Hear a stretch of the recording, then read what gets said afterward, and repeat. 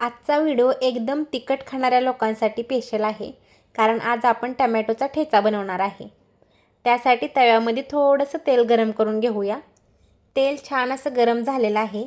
आता आपण त्यामध्ये 1 चमचा एवढे जिरे घालूया आणि जिरे छान असे फुलून द्यायचे आहेत। ठेच्यासाठी इथं मी 10 ते 15 हिरव्या मिरच्या घेतलेत। मिरच्या मी मधून कटच करून घेतलेल्या आहेत, कारण भाजताना अंगावरती उडू नये म्हणून। त्याचबरोबर आपल्याला 10 ते 15 लसणाच्या पाकळ्या सुद्धा घ्यायचेत। लसूण जरासा जास्त घालायचा, खूप छान लागतो ठेच्यामध्ये। घेतलेले सर्व साहित्य मीडियम गॅसवरती छान डाग पडेपर्यंत भाजून घ्यायचं आहे। छान असे डाग पडले का आपल्या ठेच्याला सुद्धा छान अशी चव येणार आहे। हा ठेचा बनवायला खूप जास्त वेळ लागत नाही, मोजून 4 ते 5 मिनिटांमध्ये बनवून तयार होतो। गरम गरम भाकरी सोबत खायला खूप मस्त लागतो। मिरच्या छान अशा भाजून झालेत। आपण आता इथे 2 कट केलेले टोमॅटो घालूया। त्याचसोबत चवीनुसार मीठ सुद्धा घालायचं आहे। पुन्हा एकदा व्यवस्थित असं मिक्स करून घ्यायचं आहे आणि मीडियम गॅसवरतीच आपल्याला टोमॅटो सुद्धा छान असं मऊ होईपर्यंत भाजून घ्यायचं आहे।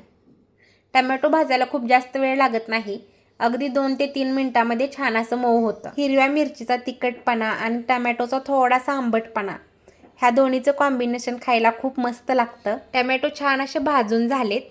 आता आपण त्याच्यामध्ये थोडासा भाजलेल्या शेंगदाण्याचा कूट घालूया आणि त्याचबरोबर भरपूर सारी बारीक चिरलेली कोथिंबीर सुद्धा घालायची आहे।